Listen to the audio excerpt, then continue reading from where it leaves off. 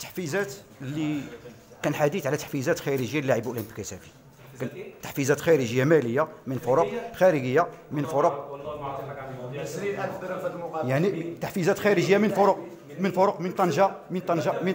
طنجه لانه تحفيز هذا محمول به في كره القدم، لانه ماشي احنا بنلعب بنفسنا، احنا عندنا هدف وعندنا لم اقل العكس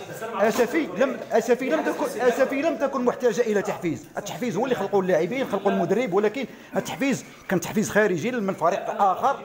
انا والله ما عنديش معلومه دي مع المكتب، انا ما بقدرش الحته دي انا ابعد عنها خالص، ماليش دعوه بيها، دي حاجه بتحفز عشان ربنا يكرم حاجه ثانيه، انما العكس انا ما تلاقينيش هنا في الملعب ولا حتى ايه. وعمري في حياتي ما بختار فرقه واختار لعيبه عشان الكلام اللي بيجي فتره من الفترات يتنطق زي مباراه امبارح، اصل مش عارف لعيبه اصل اثنين اصل ثلاثه، وقبليها مباراه طنجه طارق مصطفى ما عندوش لعيب او يختار لعيب النوعيه دي.